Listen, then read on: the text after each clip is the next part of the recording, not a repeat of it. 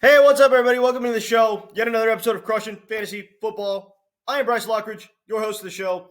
All right, guys, today I have a list here of my top 10 quarterbacks for the season. Now, I did a quarterback rankings video about 6 weeks ago, but a lot of things have changed, since then, as they do in football. So I wanted to give you guys my updated rankings. I've also changed my mind a little bit on a few players. And so I wanted to go ahead and get at you with this list, and I'm going to be giving you my top 10 quarterbacks for the upcoming season. And just to let y'all know before I get into today's video that this list was very hard to make. There were some quarterbacks that I really didn't want to leave off of this list. And even within the top 10, there's certain quarterbacks that I don't want to have as low as I don't want to have them as low as I do.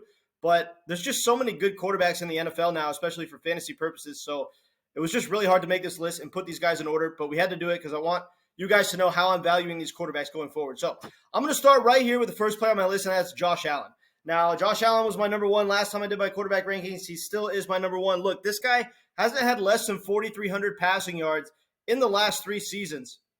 And you combine that with the fact that he hasn't had less than 35 passing touchdowns in any of the past 3 seasons. This dude's been absolutely dominant 3 seasons in a row. Last year, he had 7 rushing touchdowns, which was top 3 in the NFL. He had 26 carries within the red zone. So he carries the ball a lot in the red zone on a high-value offense. It's always going to produce a lot of touchdowns. He's got Stephon Diggs to throw the ball to. He's got the deep threat in Gabe Davis. They added what could be a very, very good pass-catching tight end in Dalton Kincaid. And now they're talking about getting DeAndre Hopkins. If Josh Allen acquires DeAndre Hopkins, he will by far and away be the number one quarterback. Some of the quarterbacks that I have right below him are still very close, but it won't even be close. As far as my rankings, he'll be in a tier of his own if the team acquires DeAndre Hopkins. So we got to keep a lookout for that. But regardless, Josh Allen's already my number one. He's the number one quarterback that should go off the board in 2023. Next player on my list is going to be Jalen Hurts. Now, this is a guy who last year had 25.6 fantasy points per game. That's absolutely amazing. He led the league in carries with 165. 43 carries within the red zone, which was also first in the NFL. 13 rushing touchdowns last season for Jalen Hurts. That's obviously just absolutely incredible. The all-time record is 14. So he was only one off from the all-time record, which was 2011 Cam Newton with 14. So what an unbelievable season for Jalen Hurts. The Eagles do have a tougher schedule this year, and I think that there's no way that he repeats 13 rushing touchdowns. I simply just don't think it's possible to do that 2 seasons in a row. But can he come out and get 9 or 10 rushing touchdowns? Certainly possible. And, it's within the range of outcomes that he's the quarterback one. It could have easily happened last season.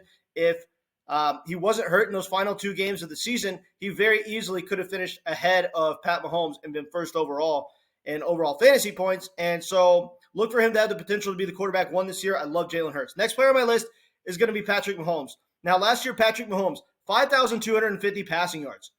This dude just makes it look easy. He's arguably like the most talented quarterback I've ever seen step on the field. And, last year, 104.7 true passer rating, first in the NFL. 77.6 quarterback rating, first in the NFL. This dude's incredibly efficient. He gets all the opportunities in the world. This is one of the most pass-happy offenses in the entire NFL.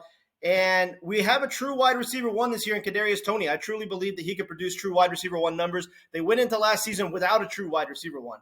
And Patrick Mahomes was able to pass for over 5,000 yards. So now with the addition of Kadarius Toney and some other good receivers in the offense, like Rashee Rice and, Marquette Valdez-Scantling, they have a lot of really good wide receivers. They'll be able to spread the ball around. And then obviously Travis Kelce is going to produce awesome numbers like he does every single season. This will be a very good offense. Look for Pat Mahomes to potentially pass for over 5,000 yards. Again, if he led the league in passing for a second season in a row, I wouldn't be surprised whatsoever.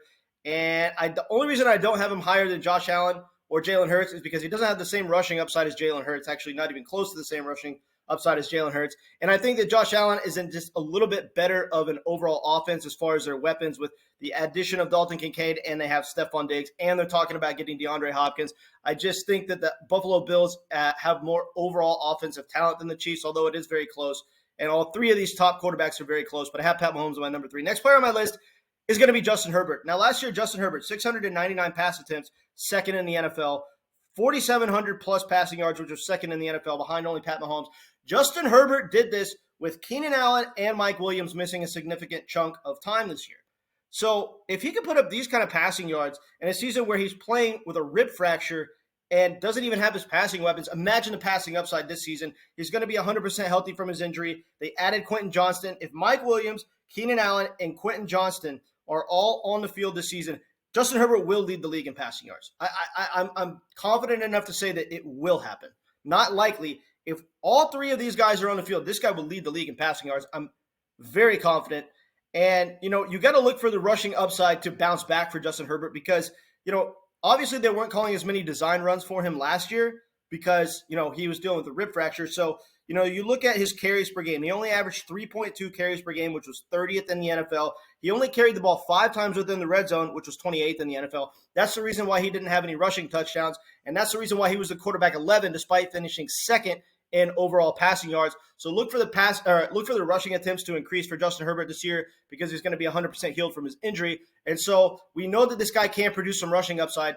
The 2 previous seasons before last year, he averaged 4 rushing touchdowns per season. So he does have some rushing upside. He's a big dude. He's fast. He's an athletic specimen. He can be a good rushing quarterback when he wants to be. It's just that they were being a little bit careful with him last year because of the rib injury. Look for the rushing upside to bounce back, and look for the passing upside to be absolutely through the roof. If he passed for more than 5,000 yards, I wouldn't be surprised whatsoever. Next player on my list, my number 5 quarterback is going to be Lamar Jackson. Now, Lamar Jackson, we've seen him have 2 monster fantasy seasons. He obviously had that season where he had over 28 fantasy points per game, which was absolutely ridiculous. He's had another season where he averaged over 22 fantasy points per game. He's had some very good fantasy seasons. And, last year, despite playing only 12 games, he was still 5th in the league in carries with 112 and, 9.3 carries per game, 3rd in the NFL as far as his carries per game. So, he still rushes the ball a lot. Obviously, they're talking about calling less design runs in this offense last year. There's reports coming out saying that they're not going to run nearly as much. They're going to be a pass-first team. They're going to use their running backs. They're going to use J.K. Dobbins. All those things are true. I believe that that's true. But plays are going to break down. He's going to have to improvise. And when that happens, he's still going to run the ball. 9.3 carries per game last season. Even if that goes down to, say, 7 carries per game, 6.5 carries per game, that's still going to provide awesome rushing upside for Lamar Jackson because we know how efficient this guy is, right? And with a healthy J.K. Dobbins in the backfield and all these passing weapons, it's going to open up bigger lanes for Lamar Jackson to run through because it's not going to be a one-dimensional offense where the only play is a design run for Lamar Jackson and the defense knows it's coming. There's going to be times where the defense is not even going to know where the ball is because they're going to be play faking to J.K. Dobbins, letting Lamar Jackson run the ball. And J.K. Dobbins is such an elite rushing threat that teams are going to actually have to take him seriously and respect him getting the ball. And this is going to open up bigger lanes for Lamar Jackson to run through, and he obviously has higher passing upside than he ever has because, Odell Beckham, Zay Flowers, Mark Andrews, Rashad Bateman, Devin Duvernay. This offensive unit is loaded as far as their pass catchers, so this is going to increase the rushing efficiency for Lamar Jackson because teams are actually taking the passing game seriously. And so that combined with the fact that he has the chance to put up by far his best passing numbers that he's ever had because even in his best seasons, he wasn't good because of his passing numbers. It was pretty much all because of his rushing upside. So look for him to have the best chance at having the highest passing totals he's ever had in a season this year. So I have him as my quarterback 5.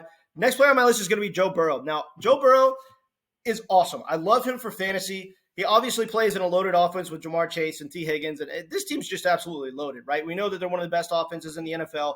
If they led the entire NFL in points scored, I really wouldn't be surprised. The only reason I have him at my 6 and right outside of my top 5 is we haven't seen him average more than 22 fantasy points per game in the season yet. So I want to see that big-time breakout season for Joe Burrow. Obviously, he's been very good, but with all the good quarterbacks in the NFL now, I'm not going to put him in my top 5 until I see him have a season of more than 22 fantasy points per game. And, but the volume is there, right? You look at last year, 610 pass attempts, 5th in the NFL, 20 red zone carries, 5th in the NFL, and 5 rushing touchdowns, 5th in the NFL. So the volume was there as far as the passing. The volume was there as far as carries within the red zone. So he had a very good season. But I think that the rushing numbers are a little bit fluky for Joe Burrow, which is another reason why I don't have him in my top 5.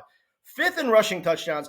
That's about Joe Burrow's ceiling for rushing touchdowns. I don't think we're going to see a season where he has more than 5 rushing touchdowns. I don't think that's going to happen again. If you look at his 2021 season, he only had 9 red zone carries, which was 17th in the NFL, and he only had 2 rushing touchdowns, which was 14th in the NFL. So I think that's actually more realistic, or maybe something in between there is more realistic for Joe Burrow's rushing ceiling. So I think we saw his rushing ceiling last season, and he still didn't average 22 fantasy points per game. So we're going to need to see a little bit more from Joe Burrow before I put him in my top 5. But obviously this guy has all kinds of promise. He does have the outside shot of being the quarterback 1 So, I still have to have him high in my rankings, but I want to see a little bit more from him before I put him in my overall top 5. But I do love him. You can definitely trust him as your quarterback 1, but the 5 players that I have ahead of him just have to be ahead of him as of right now. Next player on my list is going to be Justin Fields. Now, Justin Fields last season, 10.7 carries per game, right? Second in the NFL. 28 carries within the red zone, second in the NFL. 8 rushing touchdowns, second in the NFL.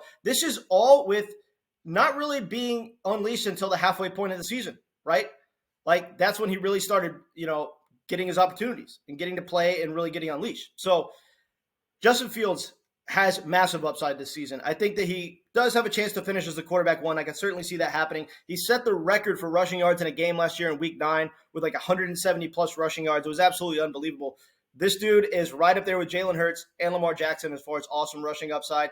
And we added some passing weapons, right? We now have DJ Moore, a true wide receiver 1 in the offense. And then we add the forgotten about Chase Claypool, who is a lot better than people give him credit for. He just really didn't fit well into that Pittsburgh offense, but he's an alpha wide receiver that can actually really help Justin Fields put up good passing numbers. So good passing weapons in this offense, and obviously elite rushing upside for Justin Fields. So I have him as my number 7 overall. My number 8 is going to be Deshaun Watson. Now, I want to have Deshaun Watson higher, but again, there's just so many good quarterbacks in the NFL now for fantasy purposes. Look, his rookie season in 7 games, this dude averaged over 24 fantasy points per game. And then if you look at 2018, 2019, 2020, in all of those seasons, in a bad Houston Texan offense, he was top 5 in fantasy points per game every single year at the quarterback position. That's in playing in a system that pretty much only gave him DeAndre Hopkins to help with his overall offensive efficiency. So he was making this stuff happen all on his own without any weapons. This dude has scary upside in an offense that's actually loaded with weapons. He's playing behind one of the best offensive lines in the NFL, definitely the best offensive line that he's ever had. He's got Nick Chubb in the backfield. He's got Amari Cooper to throw the ball to. They added Elijah Moore, David Njoku, an awesome pass-catching tight end, right? And even Donovan Peoples-Jones is a little bit slept on. I think he could be a very good NFL wide receiver given the right quarterback. So now that Deshaun Watson is in by far a better system that he's ever been in, and now that he has, an entire offseason to work with the team and actually get integrated into the offense, this guy's going to be awesome. Don't worry about the end of last season. He kind of got thrown out and, just good luck kind of thing because, look, he was held out of practice the entire time he was on his suspension. It's not like he was practicing with the team, getting to learn the offense, at full speed and then going to play a game. He was held out of practice when he was suspended. So, you can't really judge what you saw at the end of last season because, it's kind of just like getting thrown out there and being told good luck, right? Because he didn't get to practice with the team. So an entire offseason to work with the team. This dude's absolutely going to light it up this coming season. I wouldn't be surprised if Deshaun Watson was the quarterback 1 in all fantasy. I really wouldn't. I think it's totally possible. It's just that I have to have these other guys ahead of him for now because they're also good in their own right. But Deshaun Watson might be the best value at the quarterback position in the entire draft because you could get him late in the draft, 7th round in underdog drafts, 9th round in your conventional redraft leagues. So, as far as overall quarterback value, this guy's probably the best quarterback value in the entire draft. He's probably the biggest steal in the entire draft in all of fantasy. Next player on my list is going to be Trevor Lawrence. Now, Trevor Lawrence last year, 4,100 plus passing yards, 14 carries within the red zone, which was 8th, 5 rushing touchdowns.